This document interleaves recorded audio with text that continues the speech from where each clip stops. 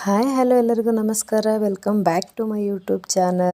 ಎಲ್ಲರೂ ಹೇಗಿದ್ದೀರಾ? ಎಲ್ಲರೂ ಚೆನ್ನಾಗಿದ್ದೀರಾ ಅಂತೇಳಿ ಭಾವಿಸ್ಕೊತ ಇವತ್ತಿನ ವಿಡಿಯೋನ ಸ್ಟಾರ್ಟ್ ಮಾಡ್ತಾ ಇದ್ದೀನಿ. ಇವತ್ತಿನ ಸ್ಪೆಷಲ್ ರೆಸಿಪಿ ಏನಪ್ಪ ಅಂತ ಹೇಳಿದ್ರೆ ವರಣ್. ಮಹಾರಾಷ್ಟ್ರದಲ್ಲಿ ಇದಕ್ಕೆ ವರಣ್ ಅಂತೇಳಿ ಕರೀತಾರೆ. ನಮ್ಮ ಕನ್ನಡ ಭಾಷೆಯಲ್ಲಿ ಹೇಳೋದಾದರೆ ಬೇಳೆ ಸಾಂಬಾರು. ಬೇಳೆ ಸಾಂಬಾರನ್ನ ಯಾವ ರೀತಿಯಾಗಿ ಮಾಡೋದು ಅಂತ ನೋಡ್ಕೊಂಬರೋಣ ಬನ್ನಿ. ಈ ಬೇಳೆ ಸಾಂಬಾರನ್ನ ಒಬ್ಬೊಬ್ಬರು ಒಂಥರ ಮಾಡ್ತಾರೆ. ನಾನು ಈ ರೀತಿಯಾಗಿ ಮಾಡ್ತೀನಿ. ತುಂಬ ಸುಲಭವಾಗಿ ಹಾಗೆ ಬೇಗನೆ ಮಾಡ್ಬೋದಾದಂತಹ ಸಾಂಬಾರು. ಈ ಸಾಂಬಾರು ಅನ್ನ ಜೊತೆ ತುಂಬಾ ಚೆನ್ನಾಗಿರುತ್ತೆ. ಬೇಳೆ ಸಾಂಬಾರನ್ನು ಯಾವ ರೀತಿಯಾಗಿ ಮಾಡೋದು ಅಂತ ನೋಡ್ಕೊಂಬರೋಣ ಬನ್ನಿ. ಮೊದಲನೇದಾಗಿ ಒಂದು ಕುಕ್ಕರ್ಗೆ 2 ಬಟ್ಟಲು ತೊಗರಿಬೇಳೆನ ಹಾಕ್ಕೊಳ್ತಾ ಇದ್ದೀನಿ. ತೊಗರಿಬೇಳೆನ ತುಂಬ ಚೆನ್ನಾಗಿ ಒಂದ್ಸರಿ ತೊಳ್ಕೊಳ್ಬೇಕಾಗತ್ತೆ.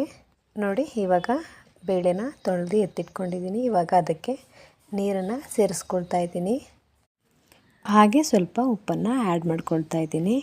ಇವಾಗ ಕುಕ್ಕರ್ ಲಿಡ್ಡನ್ನು ಮುಚ್ಚಿ 2ರಿಂದ 3 ವಿಷಲ್ ಕೂಗಿಸ್ಕೊಳ್ಬೇಕಾಗತ್ತೆ. ಈ ಬೇಳೆ ಸಾಂಬಾರಿಗೆ ತೊಗರಿಬೇಳೆ ತುಂಬ ಚೆನ್ನಾಗಿ ಬೆಂದಿರಬೇಕಾಗತ್ತೆ. ಇವಾಗ ಬೇಳೆನ ಬೇಯಕ್ಕೆ ಇಟ್ಕೊಂಡಿದ್ದೀನಿ. ಇವಾಗ ಒಂದು ಕಡೆ ಬೇಳೆ ಸಾಂಬಾರಿಗೆ ಒಗ್ಗರಣೆನ ರೆಡಿ ಮಾಡ್ಕೊಳ್ಳೋಣ. ಒಂದು ಪ್ಯಾನ್ಗೆ ಎಣ್ಣೆನ ಆ್ಯಡ್ ಮಾಡ್ಕೊಳ್ಬೇಕಾಗತ್ತೆ. ಇವಾಗ ಎಣ್ಣೆನ ಚೆನ್ನಾಗಿ ಬಿಸಿ ಮಾಡ್ಕೊಳ್ಳೋಣ. ಇವಾಗ ಎಣ್ಣೆ ಚೆನ್ನಾಗಿ ಬಿಸಿಯಾಗಿದೆ. ಮೊದಲನೇದಾಗಿ ಸಾಸಿವೆನ ಸೇರಿಸ್ಕೊಳ್ಬೇಕಾಗತ್ತೆ. ಸಾಸಿವೆ ಚೆನ್ನಾಗಿ ಚಟಪಟ ಅಂತ ಸಿಡಿದ ಮೇಲೆ ಕರಿಬೇವು ಸೊಪ್ಪನ್ನು ಆ್ಯಡ್ ಮಾಡ್ಕೊಳ್ಳೋಣ. ನಂತರ ಜೀರಿಗೆನ ಸೇರಿಸ್ಕೊಳ್ತಾ ಇದ್ದೀನಿ.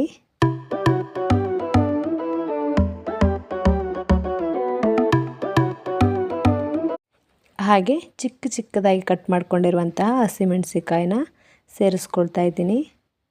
ಈ ಬೇಳೆ ಸಾಂಬಾರಿಗೆ ಜಾಸ್ತಿ ಏನು ಇಂಗ್ರೀಡಿಯೆಂಟ್ಸ್ ಬೇಕಾಗಲ್ಲ. ಈ ಸಾಂಬಾರನ್ನು ಕ್ವಿಕ್ಕಾಗೂ ಕೂಡ 5 ನಿಮಿಷದಲ್ಲೂ ಕೂಡ ಮಾಡ್ಕೊಳ್ಬೋದು. ಸ್ವಲ್ಪ ಹಿಂಗನ್ನು ಸೇರಿಸ್ಕೊಳ್ತಾ ಇದ್ದೀನಿ.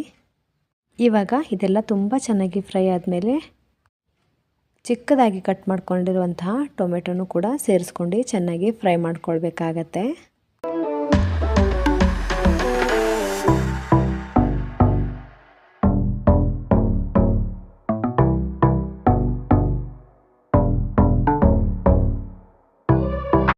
ಇವಾಗ ಇದಕ್ಕೆ ಬೆಳ್ಳುಳ್ಳಿನ ಜಜ್ಜಿಟ್ಕೊಂಡಿದ್ದೆ, ಅದನ್ನು ಕೂಡ ಆ್ಯಡ್ ಮಾಡ್ಕೊಳ್ತಾ ಇದ್ದೀನಿ.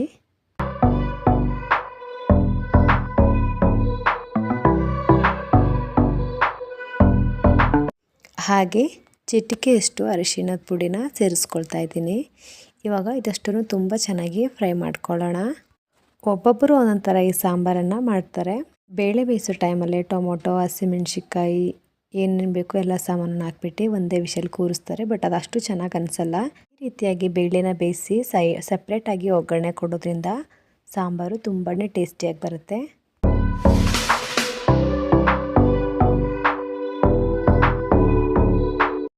ನೋಡಿ, ತೊಗರಿಬೇಳೆನ ಈ ರೀತಿಯಾಗಿ ಚೆನ್ನಾಗಿ ಬೇಯಿಸ್ಕೊಂಡು ಎತ್ತಿಟ್ಕೊಳ್ಬೇಕಾಗತ್ತೆ. ಇವಾಗ ಒಗ್ಗರಣೆನೂ ಕೂಡ ತುಂಬ ಚೆನ್ನಾಗಿ ಫ್ರೈ ಆಗಿದೆ. ಬೇಯಿಸ್ಕೊಂಡಿರುವಂತಹ ತೊಗರಿಬೇಳೆನ ಇವಾಗ ಒಗ್ಗರಣೆಗೆ ಆ್ಯಡ್ ಮಾಡ್ಕೊಳ್ಳೋಣ. ನಿಮಗೆ ಈ ಸಾಂಬಾರು ತೆಳ್ಳಗೆ ಬೇಕಂದರೆ ತೆಳ್ಳಗೆ, ಇಲ್ಲ ಗಟ್ಟಿ ಬೇಕಂದರೆ ಗಟ್ಟಿಗೆ ತಕ್ಕಷ್ಟು ನೀರನ್ನು ಆ್ಯಡ್ ಮಾಡಿಕೊಂಡು ರುಚಿಗೆ ತಕ್ಕಷ್ಟು ಉಪ್ಪನ್ನು ಸೇರಿಸ್ಕೊಂಡು ಚೆನ್ನಾಗಿ ಒಂದು ಕುದಿ ಕುದಿಸ್ಕೊಳ್ಬೇಕಾಗತ್ತೆ.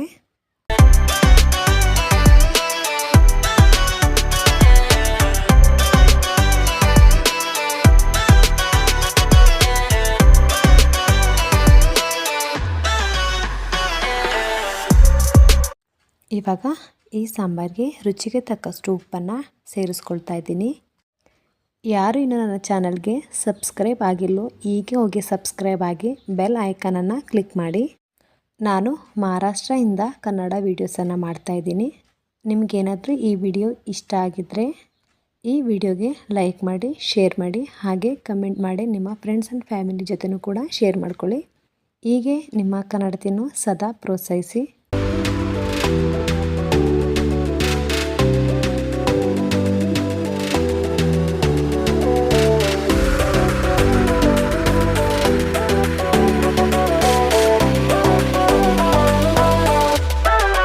ಇವಾಗ ಬೇಳೆ ಸಾಂಬಾರು ರೆಡಿಯಾಗಿದೆ. ಈ ಸಾಂಬಾರನ್ನು ಅನ್ನದ ಜೊತೆ, ಮುದ್ದೆ ಜೊತೆನೂ ಕೂಡ ಊಟ ಮಾಡ್ಬೋದು. ನೀವು ಕೂಡ ಮನೆಯಲ್ಲಿ ಒಂದು ಸಾರಿ ಟ್ರೈ ಮಾಡಿ. ಹೇಗೆ ಬಂತು ಅಂತೇಳಿ ಕಮೆಂಟ್ ಬಾಕ್ಸಲ್ಲಿ ಕಮೆಂಟ್ ಮಾಡಿ. ನಿಮಗೇನಾದರೂ ನನ್ನ ವಿಡಿಯೋ ಇಷ್ಟ ಆಗಿದ್ದರೆ ನನ್ನ ಯೂಟ್ಯೂಬ್ ಚಾನಲ್ಗೆ ಸಬ್ಸ್ಕ್ರೈಬ್ ಆಗಿ ಬೆಲ್ ಐಕನನ್ನು ಪ್ರೆಸ್ ಮಾಡಿ. Thanks for watching my videos.